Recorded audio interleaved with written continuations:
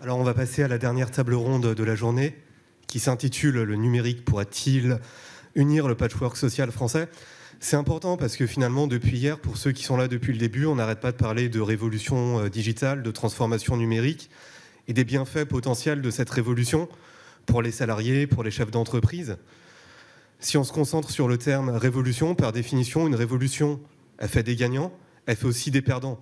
Et potentiellement, la révolution numérique qui est actuellement en cours, elle peut générer des perdants. Des perdants pour des raisons géographiques, pour des raisons de formation, pour des raisons générationnelles aussi. Alors, quelles pistes peut-on mettre en place pour réduire cette fracture numérique ? On verra qu'il y a des actions qui peuvent être menées au niveau des pouvoirs publics, des collectivités locales, mais aussi au niveau des entreprises. Pour discuter de tout ce sujet avec nous, j'appelle sur scène Angelina Lamy, déléguée générale de la Fondation Accenture France, Jean-Christophe Arnonnet, qui dirige Access, Juliette Jarry, vice-présidente du Conseil régional Auvergne-Rhône-Alpes, déléguée aux infrastructures, à l'économie et aux usages numériques, et Laetitia Houdard de MySésame.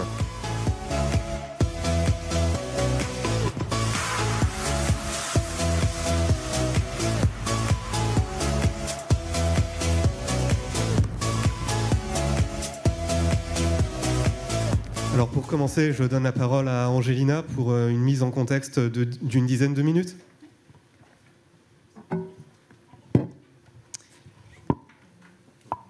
Vous restez assis. Oui. Bonjour à tous. Donc, j'ai peut-être besoin d'une zapette. Oui, si. Ah, c'est là. Merci. Le numérique aussi, il faut être habitué. Donc bonjour à tous. Je suis Angelina Lamy, donc je suis responsable de la Fondation Accenture. Là, je vais prendre quelques minutes pour rappeler certains chiffres autour du numérique sur la thématique « Le numérique pourra-t-il unir le patchwork social français ?» Très bien. Donc, je vais être un petit peu direct pour débuter. Donc, le numérique est un facteur d'exclusion. Je pense qu'on vient de le rappeler. En France, on parle de 13 millions de personnes qui sont en difficulté avec le numérique. Ce chiffre est très récent. Il date d'une étude qui est sortie en décembre dernier. 13 millions de personnes sont victimes de cette fracture numérique. Et cette fracture, on parle vraiment d'une fracture immatérielle et d'une fracture dite d'usage. Quand on parle d'une fracture matérielle, par exemple, en France, parmi ces 13 millions, qui représentent à peu près entre 13 et 15% de la population française, ce n'est pas rien, on parle de 6 millions de personnes qui ne se connectent pas à Internet. Alors ça peut sembler être un gros chiffre, mais c'est vraiment une réalité. On parle également de 5 millions de personnes qui n'utilisent pas Internet ou ne font pas leurs démarches en ligne. Or, il y a une vraie volonté de vouloir digitaliser tous les services publics, ce qui peut être un très fort pouvoir d'inclusion, mais peut être aussi un facteur d'exclusion pour certaines personnes. Cette exclusion touche bien évidemment des populations, comme vous le disiez, peut-être plus fragiles, donc des personnes des ruralités, mais aussi des personnes non diplômées. 74% des Français non diplômés ne s'estiment pas compétents pour utiliser un ordinateur. Je pense que le chiffre parle de lui-même. Et enfin, l'exclusion, il ne faut pas l'oublier, touche aussi la population active. Donc les personnes qui sont en poste actuellement vont et peuvent être déjà victimes d'une certaine fracture numérique, soit aujourd'hui, soit demain. On voit l'évolution grandissante des compétences autour du numérique. Cela touche également la population active et la touchera tout au long de sa vie. Voilà, j'espère que j'ai bien plombé le moral. Donc ce n'est pas le but, bien évidemment. Vous imaginez ma slide suivante. Le numérique, bien sûr, est un formidable potentiel d'inclusion. Et là, je ne suis pas en train de faire le côté optimiste versus le côté pessimiste, mais le chiffre parle de lui-même. Une étude de France Stratégie démontre qu'il y a plus de 190 000 postes qui vont être créés en France d'ici à 2022 autour du numérique. Donc, clairement, le secteur numérique en France est un secteur en pleine croissance. L'étude de France Stratégie le démontre et cela n'est pas prêt de s'arrêter. C'est plus de 400 000 emplois, plus de 26 000 entreprises qui œuvrent sur le secteur du numérique, et c'est un secteur en pleine croissance à plus de 3% en France. Et l'intérêt du numérique par rapport à cette notion de patchwork social français, c'est que le numérique, par définition, comme il est numérisé, numérique, il n'a pas de frontières. Donc, pour une inclusion territoriale, le numérique est un très fort, puissant levier d'insertion. En Île-de-France, 7% des emplois sont dans le secteur du numérique. et 46% des emplois du numérique français sont en Île-de-France. Donc je traduis aussi un autre écart, et que le numérique aujourd'hui n'a pas encore pris complètement sa place dans les régions, mais rien ne l'en empêche, parce qu'encore une fois, il n'a pas de frontières.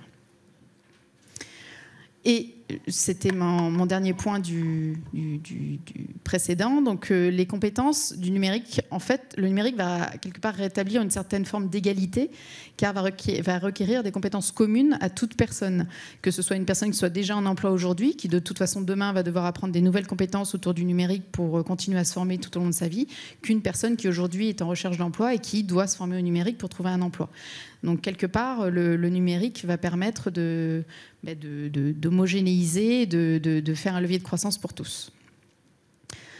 Donc, est-ce qu'on parle d'ambivalence ou de schizophrénie du numérique? Est-ce qu'il y a les personnes en faveur du numérique et les personnes contre le numérique? En fait, bien évidemment, je ne pense absolument pas que ce soit aussi binaire que cela. En revanche, je pense que ce qu'il est intéressant de percevoir, c'est la chaîne d'inclusion du numérique, en percevant vraiment le numérique comme un facteur d'inclusion, mais à plusieurs niveaux. Donc c'est un facteur d'inclusion dans la société. On le voit, tous les services publics sont en train, ou la majorité des services publics sont en train de se digitaliser. On voit une certaine fracture également entre les ruralités et les villes. Et clairement, le numérique peut être un très fort facteur d'inclusion pour permettre à une personne au fin fond de la Creuse, sans aucune...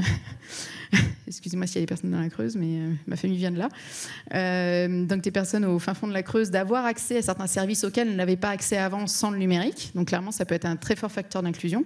Mais il faut que cette personne soit au courant que ce service existe, et il faut que cette personne soit formée pour accéder à ce service. Également, le numérique, comme on vient de le voir, donc 190 000 postes d'ici 2022, peut être un formidable levier d'insertion dans l'emploi, qui reste quand même un des premiers critères d'insertion en France. Et enfin, le numérique permet donc le maintien dans l'emploi et dans la carrière. Je vais zoomer sur chacun des piliers, on va dire. Donc, en France, il existe énormément d'acteurs, et publics et associatifs, qui œuvrent sur cette question du numérique comme inclusion dans la société. Un des plus connus, et je sais qu'on va en parler tout à l'heure, donc c'est notamment Emmaüs Connect, qui adresse cette fracture numérique sous les deux angles, et matériel et d'usage, en pouvant mettre à disposition du matériel, donc des téléphones, des tablettes, des ordinateurs à destination de populations éloignées de ces matériels, tout en les formant. Et tout en formant également les personnes de certains services publics, qui aussi sont là pour aider les citoyens à mieux se former sur les nouvelles passerelles d'accès aux services publics. Je ne vais bien sûr pas pouvoir tous les citer. Sur le numérique comme facteur d'inclusion dans l'emploi, donc là, pareil, énormément d'acteurs en France. On parle notamment des entreprises adaptées, des entreprises du secteur de l'intégration par l'activité économique et des instituts de formation. Donc là, le numérique, donc tous ces acteurs-là, proposent un accompagnement et social et bien sûr de formation aux personnes en exclusion numérique ou en exclusion de l'emploi tout court. Donc on peut citer par exemple Webforce 3 ou Simplon, qui forment plus de 1000 personnes par an sur les compétences numériques. On peut parler dans le secteur de l'intégration par l'activité économique d'Access, qui est représentée par Jean-Christophe aujourd'hui, qui est une entreprise d'insertion spécialisée dans le secteur du numérique, ou encore de réseau social. Donc je ne suis pas là pour tous vous les inventorier, mais en fait, ces structures-là se sont créées en disant le numérique peut être un facteur d'inclusion. Le secteur de l'insertion est un facteur qui traditionnellement peut adresser des métiers un peu moins qualifiants. Le numérique peut aussi offrir des métiers un peu plus qualifiants et abordables pour des personnes plus éloignées du secteur de l'emploi. Donc le numérique peut être un facteur qui peut permettre à des personnes de s'insérer dans le monde de l'emploi réellement. On ne parle pas que du numérique de très haut niveau qui requiert des compétences extrêmement complexes. Il y a aussi, et il y aura toujours, une partie du numérique qui sera accessible à tous. Tout est une question de volonté et de vouloir distinguer dans les compétences numériques requises des compétences plus accessibles. Et il y en aura toujours. Et enfin, dans le maintien dans l'emploi, parce que vraiment c'est une problématique qu'on voit que les grandes entreprises ont vraiment à cœur. Donc là, il y a les entreprises en elles-mêmes qui agissent sur ces questions-là, et en partenariat également avec certains des acteurs qu'on a pu citer précédemment. Donc, par exemple, si je les recite, Simplon propose des formations en bon français, reskilling ou upskilling, pour des salariés en entreprise de direction informatique, ou pas d'ailleurs, pour les former former à des nouvelles compétences ou des nouveaux métiers dans le secteur du numérique pour des salariés qui sont déjà en emploi. Donc c'est vraiment une problématique qu'il faut qu'on intègre et que les entreprises intègrent de plus en plus dans leurs entreprises, en montant des académies notamment de reskilling ou d'upskilling. Et on peut tout à fait s'appuyer sur les expertises des acteurs qu'on a pu citer précédemment au bénéfice de tous. Voilà. Donc après, ça c'est ma conviction personnelle et pas que personnelle. Donc c'est que le numérique peut et est un formidable facteur d'inclusion. Tout dépend de la façon dont on l'aborde, comme d'habitude, et tout dépend aussi du stade dans lequel on l'aborde et de la façon dont on le définit. Parce que le numérique peut être extrêmement large, mais le numérique peut démarrer d'un smartphone. Et encore une fois, c'est pas parce qu'on sait utiliser WhatsApp ou qu'on sait utiliser Instagram qu'on est numérique friendly. On a besoin d'être formé, au moins de connaître ce que le numérique permet et d'être formé aussi à utiliser les nouvelles techniques du numérique pour, in fine, aller jusqu'à l'inclusion, entre guillemets, ultime dans le monde de l'emploi ou dans la carrière ou dans la vie en général. Merci. Merci beaucoup, Angelina, pour cette belle mise en contexte. Évidemment, le numérique, ça peut être un formidable facteur d'inclusion. C'est un véritable travail, d'ailleurs, pour les collectivités locales, notamment les régions. En l'occurrence, la région Rhône-Alpes-Auvergne a mis en place des ambitieuses politiques publiques justement pour lutter contre cette fracture numérique. Est-ce que vous pourriez nous en dire un peu plus, Juliette Jarry ? Bonjour à tous. Alors je pense déjà merci pour la richesse des différents points de vue qui ont été présentés cet après-midi. Je pense que maintenant il faut dépasser le stade du constat et c'est en ça que les régions sont passionnantes. C'est parce que ce sont des échelons qui permettent de faire. Au niveau de la région Auvergne-Rhône-Alpes, on a une politique numérique qui est relativement ambitieuse, effectivement, et qui passe à travers une feuille de route qui a été votée en février de l'année dernière. Une feuille de route qu'on a essayé de faire à 360 degrés sur ces questions-là. On parlait tout à l'heure de la question des infrastructures, c'est notre premier pilier. Pas de tuyaux, pas d'usage. Si on n'a pas effectivement une connexion à Internet, si on n'a pas la possibilité de passer des appels, et la question de la mobilité est extrêmement importante, parce qu'aujourd'hui les usages ne se font plus de chez soi ou de son bureau, mais se font vraiment avec cet axe de mobilité. Eh ben on a du coup des entreprises qui ont du mal à se développer. Et évidemment, des citoyens qui ont du mal à accéder. On le voyait tout à l'heure, 7,5 millions de personnes qui ont une connexion à Internet qui est compliquée. Donc au niveau de la région Auvergne-Rhône-Alpes, on est plutôt assez proactif sur ces questions-là. On va mettre 450 millions d'euros sur les 10 ans qui viennent, à la fois sur le très haut débit, fixe, donc la fibre, et sur la question de la téléphonie mobile. Le deuxième sujet qui permet justement d'embarquer l'ensemble des acteurs sur cette question du numérique, c'est comment est-ce qu'on crée les conditions de l'emploi et de la formation sur notre territoire, comment est-ce qu'on accompagne les entreprises. Sur ce deuxième pilier, on a plusieurs actions. On avait lundi, par exemple, à l'hôtel de région, 2000 personnes lors de notre Digital Summit, qui est un événement, donc c'était la 2e édition, à destination des entreprises, des 600 000 entreprises d'Auvergne-Rhône-Alpes, sur la question de la transformation numérique. Alors c'est un sujet dont on parle beaucoup, la transformation numérique, mais il faut bien savoir que notre tissu économique, c'est 98% de TPE, PME, et que cette question de la transformation numérique n'est pas leur cœur d'activité. Et souvent, on se dit, mais qu'est-ce que ça veut dire pour moi? Qu'est-ce que ça veut dire pour mon entreprise? Comment est-ce que je l'appréhende? Et tout ça, c'est compliqué, effectivement, quand on est centré sur sa propre activité et que le numérique est vu comme quelque chose d'un peu périphérique qui vient bouleverser l'entreprise. Donc on a, à travers cet événement, essayé vraiment de démystifier cette question du numérique, de mettre en face des témoignages concrets.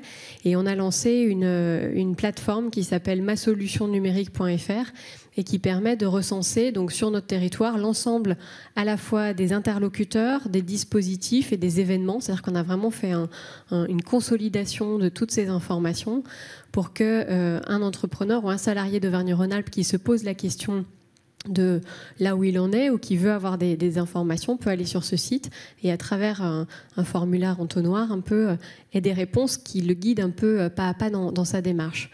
Donc ça, c'est un travail partenarial que nous avons fait avec l'ensemble des chambres consulaires, avec l'ensemble des organisations patronales, avec nos pôles de compétitivité, nos clusters, pour dire on a la chance d'avoir un territoire qui est plutôt riche d'initiatives, mais pas forcément avec de la lisibilité. Et la première aide, je pense, qu'on peut qu'on peut donner aux entreprises, c'est cette lisibilité sur les moyens de les accompagner et de les aider de manière extrêmement concrète. Donc il y a cette plateforme qui a été lancée lundi. Dans notre deuxième pilier, on a aussi un projet qui est très important pour nous, qui est un projet de campus numérique. Et là, c'est un petit clin d'œil, parce que c'est un projet qui a été lancé en 9 mois. Donc pour une collectivité territoriale, voire même pour une entreprise, c'est un délai qui est plutôt court. Et sur ce campus, nous avons d'ores et déjà 500 étudiants sur tous les métiers du spectre du numérique. C'est sur du web design, sur de la cybersécurité, sur de l'architecture réseau, sur du code, puisqu'on a la chance d'avoir le soutien de Xavier Niel et on a créé la petite sœur de 42. Donc, il y a cette école de code qu'il a créée sur Paris en 2013, avec un modèle complètement disruptif, puisqu'il n'y a pas de professeur. C'est une école qui est ouverte 24 heures sur 24, 7 jours sur 7, et du coup, qui est venue aussi un peu irriguer la philosophie de l'ensemble de notre campus, qui lui-même est ouvert 364 jours par an, à l'exception du 1er mai. L'idée sur ce campus, ce n'était pas uniquement d'avoir des formations, formation initiale et continue d'ailleurs, mais c'était d'en faire un véritable hub dans lequel on a donc des formations, des pôles de compétitivité, des clusters, des entreprises, un guichet de Pôle emploi, parce qu'on est assez convaincu que c'est dans ce mix de public et dans cette rencontre que finalement à la fois les contacts se font et que les initiatives innovantes naissent. Donc des formations, des acteurs de l'accompagnement, et puis on a tout un volet de labellisation hors les murs, puisque ça aussi pour nous en matière d'inclusion c'est quelque chose qui est très important, c'est cette question de répartition et d'équité territoriale. On a donc notre campus qui est sur Lyon, mais on a des formations qui sont labellisées sur l'ensemble du territoire d'Auvergne-Rhône-Alpes pour dire où que vous soyez, vous avez des formations innovantes au numérique pour vous accompagner. J'insiste sur le fait, ce que je disais tout à l'heure, c'est initial et continu. On a vraiment eu cette volonté aussi de dire, parce qu'il nous manque 7 à 8 000 postes sur les métiers du numérique, 7 à 8 000 postes qui sont non pourvus aujourd'hui. Donc l'idée, c'était de se dire, il faut qu'on forme massivement des personnes qui viennent d'avoir le bac, mais pas que, parce qu'on a aussi une école de production pour des jeunes qui ont entre 14 et 18 ans, qui sont des jeunes en décrochage scolaire très souvent. Et l'idée, donc, d'avoir de la formation initiale, mais aussi d'avoir tout un volet de formation continue à destination de salariés qui sont déjà en poste ou de dirigeants d'entreprise. L'idée, et ça c'est une conviction, on ne sera plus étudiant de telle école de manière un peu monolithique pour toute sa vie, mais on sera de plus en plus dans des allers-retours entre le monde de la formation, le monde de l'entreprise, et il faut que ce soit vraiment très, très souple et très simplifié dans la façon dont ça se passe. Donc ça, c'est notre campus, donc avec son volet de labellisation hors les murs.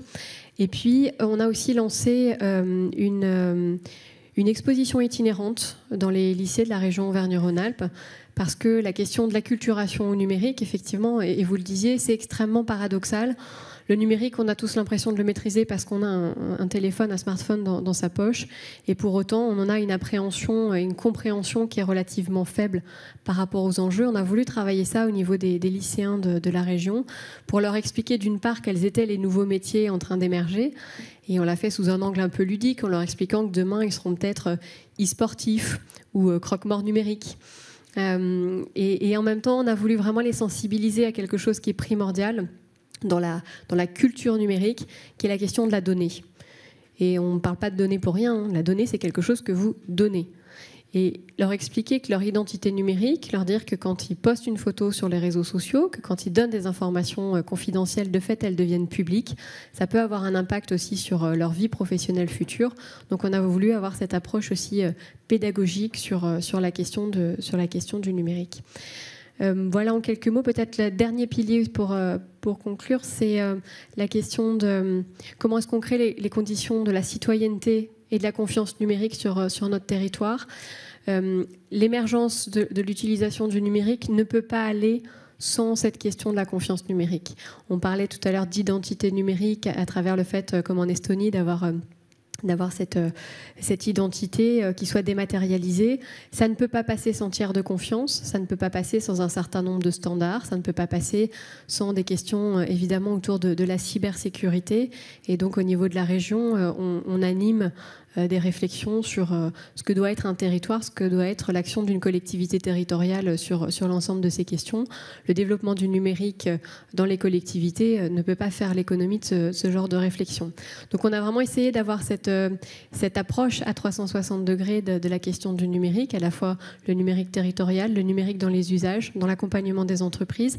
Et c'est ce qui est extraordinaire au niveau de cet échelon territorial, de pouvoir être véritablement dans le faire. Au-delà du constat, je pense que nous partageons tous à la fois sur les menaces et les opportunités du numérique. Merci beaucoup, c'est un très bel exemple qui combine à la fois l'investissement dans des infrastructures et aussi dans l'investissement, on va dire, immatériel. Justement, au niveau de l'investissement immatériel dans la connaissance, j'ai une petite question sur les formations dans les lycées. Qui est-ce qui les prodigue et est-ce que pour l'instant c'est expérimental ou bien c'est généralisé ? Sur l'exposition itinérante ? Non, sur les formations dans les lycées. Alors, nous, on n'intervient pas au niveau de la formation dans les lycées, parce que ça relève vraiment de l'éducation nationale. Nous, ce qu'on a mis en place, c'est cette exposition qui tourne sur l'ensemble des lycées. On travaille avec Canopé, donc, qui anime ces expositions. Et après, l'idée, c'est que ça puisse donner lieu avec les professeurs à un débat ou à des échanges ou à la construction de réflexions sur le parcours professionnel des jeunes. Nous, on fournit le support, mais après, vraiment, le travail pédagogique se fait au niveau des enseignants.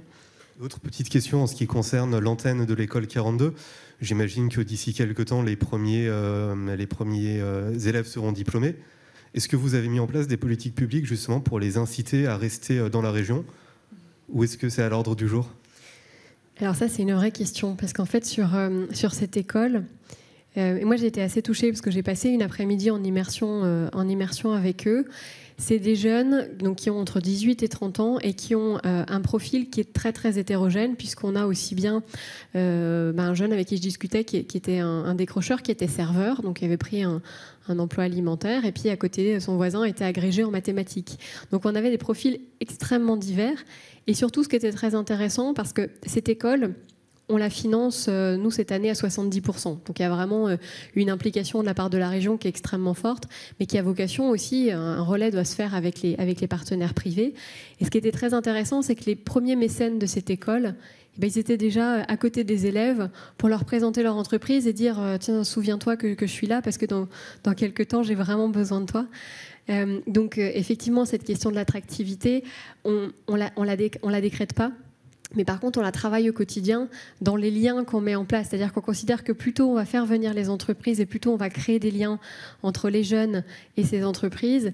Et de fait, ils auront envie de rester. Mais notre principale difficulté aujourd'hui, parce que là, ça fait que 4 mois que la rentrée a commencé, la principale difficulté, c'est qu'ils aillent au bout du cursus. Parce qu'ils sont d'ores et déjà débauchés par les entreprises qui ont besoin d'eux. Et c'est ça qui est paradoxalement une difficulté pour vous, parce que finalement, le but ultime de la lutte contre l'inclusion numérique, c'est d'avoir des startups au Puy-en-Velay, à Vichy, dans l'Allier, en Haute-Savoie. Et c'est vrai que si vous investissez beaucoup dans ces nouvelles compétences et que finalement il y a une fuite des cerveaux, notamment au niveau national, si tout le monde va à Paris, comme vous l'avez montré dans la présentation tout à l'heure, c'est vrai que ça peut être finalement comme travailler presque dans le vide au niveau régional. Vous sous-estimez l'attractivité de Auvergne-Rhône-Alpes. J'en viens. Oui, je suis à Paris, effectivement. Ça ne durera pas. Espérons. Non, mais vous avez raison. L'idée, je vous dis, c'est vraiment de créer très très en amont cette connaissance entre les jeunes, l'écosystème. On a des entreprises qui ont vraiment des potentiels de carrière, d'emploi qui sont extraordinaires. Donc plus on fera cette connexion tôt, et plus... Après, moi, je trouve que c'est super que des jeunes partent à l'étranger, aillent faire leur expérience, apprennent des langues. Mais après, on espère effectivement, et c'est un pari qu'on fait, qu'ils reviendront en Auvergne-Rhône-Alpes. C'est vrai qu'il y a aussi un autre pari encore à faire qui peut être très intéressant, parce que là, on parle de cas de profils numériques qui sont à Paris, mais qui viennent, par exemple, de province. C'est vrai qu'il y a tout aussi un travail de fond à mettre en place, par exemple, pour favoriser le télétravail dans les régions. Je ne sais pas si c'est d'actualité dans la région Rhône-Alpes-Auvergne. Bien sûr, vous savez, la région Auvergne-Rhône-Alpes, c'est 8 millions d'habitants, et c'est à peu près 6 à 7 heures pour en faire... d'un bout à l'autre le tour, donc c'est une très grande région. Effectivement, la question du télétravail et des espaces de coworking, notamment, font partie des réflexions qu'on porte. Les tiers-lieux, parce que travailler à son domicile, parfois, ça peut être compliqué quand on a une vie de famille, quand on n'a pas forcément la place. Donc ça fait partie des réflexions qu'on mène aussi au niveau de la région et qu'on a donc intégrées dans cette feuille de route. Mais encore une fois, avec l'idée de regarder ça d'un peu haut, la question des infrastructures, la question des usages, et qu'il n'y ait pas trop de décalage entre les deux. Aujourd'hui, la difficulté, c'est ça, c'est qu'on a des usages qui explosent par rapport parfois aux capacités, et Sébastien Soriano en parlait tout à l'heure, aux capacités de débit et de réseau qu'on a aujourd'hui en France. C'est pour ça que les deux actions doivent vraiment être menées de pair. En tout cas, c'est un vrai chantier, et heureusement, pour lutter contre cette fracture numérique, les collectivités locales, l'État peuvent aussi compter sur des entreprises, notamment Access. Jean-Christophe Arnonnet, si vous pouvez un peu nous présenter votre activité. Oui, bonjour. Donc Access Inclusive Tech, c'est une entreprise tremplin sur les métiers du numérique. Donc comme l'expliquait Angelina tout à l'heure, c'est un peu comme au judo, l'idée c'est utiliser la force de l'adversaire, donc des personnes éloignées de l'emploi, qui ont des difficultés avec le numérique, mais là c'est profiter du numérique pour les réinsérer, les réintégrer. Donc en tant qu'entreprise tremplin, la façon dont on fonctionne, on est une entreprise normale ou presque normale. Donc on vit de nos prestations, du chiffre d'affaires de nos clients et des services qu'on vend à nos clients. Et la spécificité, c'est vraiment la mission sociale qu'on a, c'est que les gens qui travaillent sur nos prestations, chez nos clients, sont des gens qu'on recrute sur des critères d'éloignement de l'emploi. Donc ça peut être des jeunes décrocheurs scolaires, des jeunes qui ont des CAP de cuisiniers, de carrossiers, des choses qui n'ont vraiment rien à voir avec le numérique. Ça peut être des migrants, des chômeurs longue durée, des travailleurs handicapés. Et ces personnes-là, on va leur proposer 3 choses. D'abord de travailler 35 heures par semaine avec un contrat de travail sur nos prestations clients. Donc c'est vraiment eux qui vont être sur les prestations, qui vont faire le job tous les jours. Et ils bénéficient en plus d'un accompagnement social, parce que ces personnes-là cumulent des difficultés. Il n'y a pas qu'un problème d'emploi, il y a aussi des problèmes sociaux qui sont des vrais freins pour retrouver une situation stable au niveau personnel. Donc ça peut être des problèmes de logement, de santé, d'endettement, etc. La liste peut être longue. Donc chez nous, on a des sortes d'assistantes sociales, de chargés d'accompagnement social qui les aident à résoudre ces problèmes-là.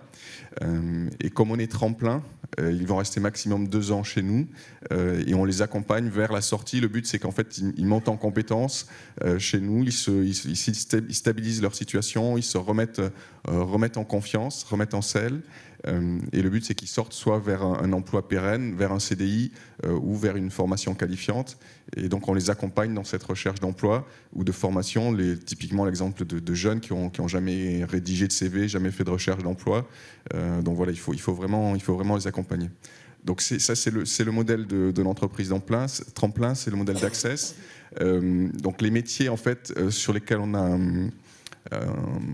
pour lesquels on fournit nos prestations à nos clients et sur lesquels nos salariés travaillent. On a aussi pas mal travaillé dessus parce que le numérique, tout le monde pense aussi, et c'est vrai, c'est aussi une réalité, il y a une complexité sur ces métiers. Et la façon dont on a travaillé, c'est identifier dans l'immensité des métiers numériques quels étaient les métiers qui pouvaient être aussi accessibles à des gens qui ont au départ 0 compétence sur le sujet, et comment on pouvait arriver à les rendre opérationnels, productifs rapidement, parce que nous on a des clients en face, donc il faut qu'on puisse fournir le service avec le bon niveau de qualité. Et voilà, comment ces métiers-là sont identifiés dans les métiers numériques, sur quelles activités ils peuvent rentrer facilement. Et donc on a identifié à la fois, c'est vraiment le numérique au sens large, on a identifié à la fois des métiers dans l'informatique, donc sur du test, sur du support utilisateur, et des métiers d'administrateur, dans l'administratif, pardon. Et si je prends un exemple concret pour vous expliquer comment on fonctionne, je vais vous raconter l'histoire de Samuel. Samuel est arrivé en France à l'âge de 16 ans, il ne parlait pas français, donc il a essayé de s'intégrer au collège en 5e, mais ça n'a pas marché. Donc c'est une association qui s'appelle l'EPID qui l'a accueilli, et puis après, et qui lui a appris le français, qui lui a fait de la mise à niveau en informatique, qui lui a appris un peu les codes en entreprise. Et Samuel, il a été recruté chez Access à l'âge de 19 ans. Et il a passé la première étape, c'est passer une séance de recrutement en fait, où nous on va évaluer le potentiel des gens. Est-ce qu'ils sont capables de travailler 35 heures par semaine? Est-ce qu'ils vont avoir le potentiel pour travailler sur des prestations numériques? Donc on leur fait des mises en situation. Et ensuite, ils arrivent chez le client pour faire la prestation. Et donc là, on a toute une phase de transfert de compétences avec les équipes en place. Donc on travaille avec ça aussi en partenariat partenariat avec Accenture et sa fondation qui nous aide dans cette montée en compétences. Et donc au bout de 6 semaines, donc Samuel il avait intégré un projet au ministère des Finances sur SAP, donc quelque chose a priori assez complexe. Et au bout de 6 semaines, Samuel avait le niveau adéquat pour commencer à être autonome, pour faire du test sur SAP. Et après il y a une montée en compétences qui a continué, mais il avait au bout de 6 semaines, il était capable de commencer déjà à fournir et à nous aider à fournir un service à nos clients. Et après il a eu une montée en compétences continue, linéaire, à tel point qu'aujourd'hui il est vraiment reconnu comme un référent par le client dans son domaine. Et on arrive maintenant à 18 mois de parcours chez nous. Et on réfléchit maintenant à sa sortie d'Access, et donc il travaille sur son projet professionnel, et donc il hésite entre devenir développeur web, partir sur une formation de développeur web, ou alors passer son bac, parce qu'effectivement il a 0 diplôme en France. Mais on a vraiment réussi à créer, avec Samuel est un exemple parmi d'autres, mais à créer vraiment une dynamique de retour vers l'emploi, de remise en confiance, de monter en compétence pendant tout son parcours. Et c'est ça aussi la beauté des métiers numériques, c'est monter en compétence pendant tout un parcours, parce que c'est des métiers où il y a une complexité, et ça permet aussi ça en fait. Du coup, est-ce que, entre guillemets, les candidats se bousculent pour intégrer Access, ou est-ce que c'est une sélection vraiment très rude pour y accéder ? Alors les candidats, oui. Alors nous, on opère sur le territoire de Seine-Saint-Denis, donc qui est aussi un territoire touché largement par le chômage. Donc les candidats, malheureusement, c'est pas le problème. Après, on a le processus de recrutement que j'ai décrit, où il faut effectivement, le but, c'est éviter aussi de mettre les personnes en échec. Donc on est aussi vigilant à ce que les personnes aient la bonne capacité et le bon potentiel. Donc ce recrutement qui est vraiment un recrutement à 360 degrés, parce qu'on ne peut pas se référer ni à un CV, ni à une expertise, ni à des compétences. Donc on évalue leur situation d'un point de vue social, on l'évalue d'un point de vue RH, et puis d'un point de vue aussi motivation et professionnel, pour être sûr que ça va bien se passer. Donc notre but aussi, c'est de sécuriser et les salariés qu'on recrute et les prestations. Donc on est dans cet équilibre-là. Le but, c'est de mettre en place une synergie entre réussir avec nos clients sur le volet business, et c'est ça aussi qui nous fait réussir avec nos salariés et les réinsérer et les faire progresser. Justement, parmi vos clients, vous avez Accenture. Angelina, est-ce que vous pouvez un peu nous parler du travail d'Access ? Comment ça se passe avec eux ? Oui, bien sûr. Donc, Access, en fait, on les considère comme un sous-traitant. Accenture les considère comme un sous-traitant classique. Donc, chez nous, en fait, et comme chez d'autres clients, parce que c'est pas du tout exclusif d'Accenture. Donc, Messier Témoigne pour Accenture, donc ils sont considérés comme un sous-traitant classique. Ils ont les mêmes critères de sélection qu'un sous-traitant classique. Ils ont les mêmes critères de qualité de la mission qui est réalisée, parce qu'on veut surtout pas faire de discrimination quelque part positive. Access réalise réellement des missions de qualité. Là, c'est la 4e, je crois, que vous faites en sous-traitance de grosses missions pour certains de nos clients. Et maintenant, vous faites des missions en direct chez les clients, et c'est de très très bon augure. Donc, j'ai presque pas envie d'en parler plus que ça, parce que vraiment, ce qui est important, c'est d'un point de vue entreprise, c'est la qualité est là. En plus, il y a l'impact social qui est extrêmement fort et qui est géré par un des leaders de l'accompagnement social en Ile-de-France, qui est Ares, derrière Access. Donc, c'est un modèle, je ne vois pas pourquoi on n'en ferait pas plus, en fait. D'accord. Alors, il y a aussi un autre type de personnes qui est accompagné justement pour éviter cette fracture numérique, c'est les seniors. Laetitia Oudard, est-ce que vous pourriez nous en dire plus, notamment à travers ce que vous faites chez MySésame ? Bien sûr. Bonjour à tous. En effet, il y a le public des seniors et puis aussi le public des plus précaires et des plus fragiles. Donc, tout à l'heure, Angelina a cité Emmaüs Connect, dont je vais vous parler un petit peu maintenant. En fait, on revient au thème de cette table ronde qui est le patchwork français, le patchwork social, qui fait écho aux inégalités sociales qu'il y a en France aujourd'hui. On parlait tout à l'heure de 13 millions de personnes qui sont aujourd'hui éloignées du numérique. Il y a 9 millions de personnes qui sont sous le seuil de pauvreté en France aujourd'hui, et malheureusement, ces deux données sont corrélées. Donc, il y a la problématique de l'accès au numérique par un problème de compétences, et puis comme tu le disais également, l'accès au numérique par un problème financier d'accès aux produits.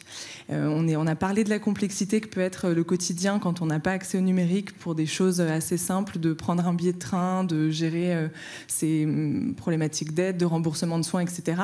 Il y a également la dimension de l'éloignement et de l'isolement social qui touche du coup malheureusement beaucoup les personnes âgées, et puis la question de l'accès à l'emploi qui là est une problématique qui touche une tranche d'âge beaucoup plus large, et donc il y a aujourd'hui un vrai enjeu à permettre à ces populations vraiment fragiles d'avoir d'un côté l'accès matériel au numérique et puis d'un autre côté les compétences nécessaires pour pouvoir bénéficier de contacts avec d'autres personnes ou de pouvoir trouver un emploi.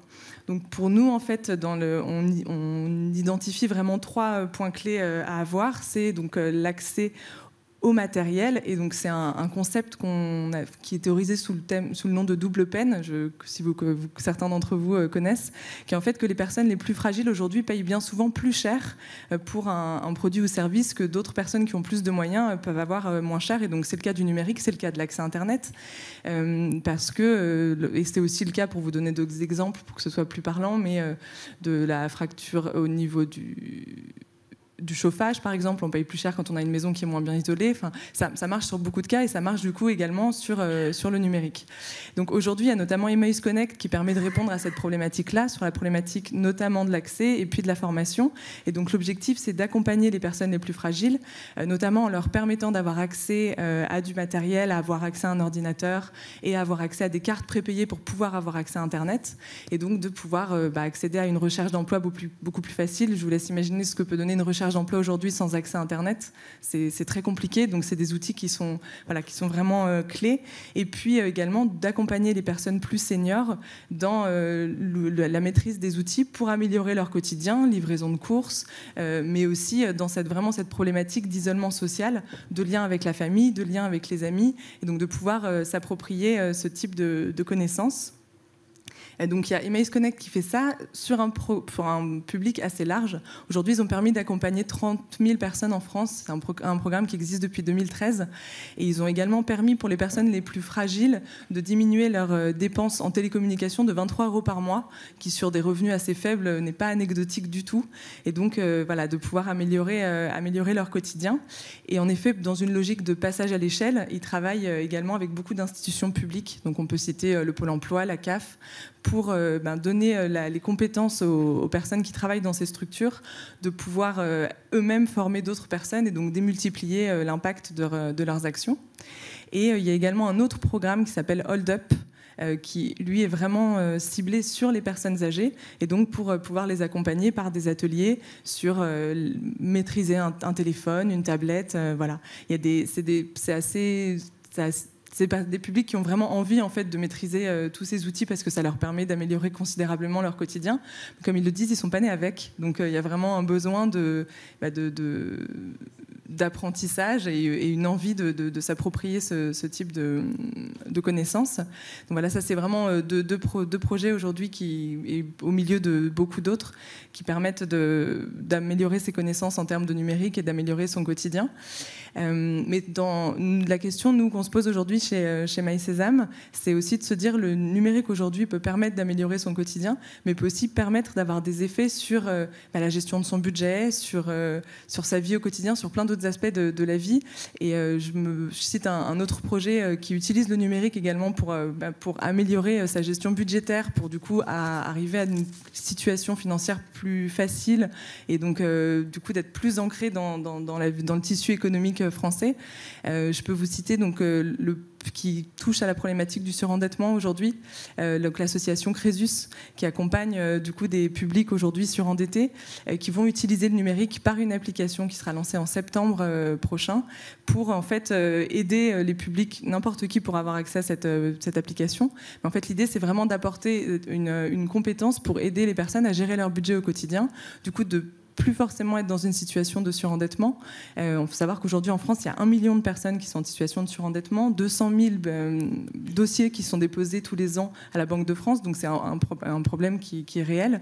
Et donc en fait, l'idée là, c'est d'utiliser le numérique et de simplifier l'outil numérique pour permettre au plus grand nombre finalement d'avoir accès à des outils pour améliorer leur quotidien, pour arriver à une situation financière, économique, professionnelle qui soit plus agréable, qui soit meilleure, et puis qu'eux puissent vraiment être intégrés dans le tissu social et qu'on puisse moins parler de patchwork finalement. Il y a aussi un programme intéressant dont on avait parlé en amont, c'est Baobab Plus. Tout à fait. Si vous pouvez nous en parler un peu, parce que je pense que ça mérite d'être entendu. Tout à fait. En fait, là, on quitte un cadre strictement français, mais on peut vraiment s'intéresser d'initiatives qui viennent un peu partout sur la planète. Donc, en fait, c'est un programme qui a pour objectif de permettre, aujourd'hui, surtout en Afrique, de permettre l'accès à l'énergie, à l'eau potable et au digital. Et en fait, l'idée étant d'utiliser le numérique pour leur permettre de s'approprier les biens. Donc, par exemple, on installe un panneau solaire sur une maison. La personne peut utiliser son téléphone pour payer au fur et à mesure et in fine être propriétaire de l'outil, d'avoir accès à l'énergie, d'améliorer considérablement ses conditions de vie et au final d'être propriétaire. Ça également, le numérique est utilisé sur ce programme-là comme un outil pour pouvoir en fait payer au fur et à mesure sans avoir à se déplacer et au final améliorer ses conditions de vie en étant propriétaire d'un outil. Donc ça peut être sur un panneau solaire, sur un système de filtre d'eau et puis sur des tablettes dans une logique d'éducation du coup de pouvoir utiliser les tablettes pour communiquer avec son entourage et utiliser vraiment cet outil comme un outil d'éducation pour renforcer les compétences d'adultes ou bien dans une logique d'apprentissage d'enfants. Merci beaucoup. En tout cas, merci à tous les quatre pour... Oui, Juliette Jarry, si vous voulez réagir. Je voulais juste rajouter un dernier point qui, je crois que vous l'avez déjà abordé hier, mais qui pour moi est absolument central. Aujourd'hui, sur les métiers du numérique, on n'a que 27 ou 28% de jeunes femmes. Je tiens vraiment à redire ce message-là. Le numérique, ce ne sont pas que des métiers technologiques et quand bien même, ils sont aussi ouverts aux jeunes femmes. Et on a vraiment, vraiment besoin aussi de cette prise de conscience parce que pourvoir les milliers ou centaines de milliers de postes qu'on a aujourd'hui à pourvoir, ça passe aussi, puisqu'on parle d'inclusion, par le fait de travailler sur ces représentations-là et que les jeunes femmes se sentent complètement concernées par ce secteur qui est passionnant. Merci beaucoup. Ce sera le mot de la fin pour cette dernière table ronde de la journée. Je laisse maintenant la parole à Geoffroy Roux de Bézieux pour le discours de clôture.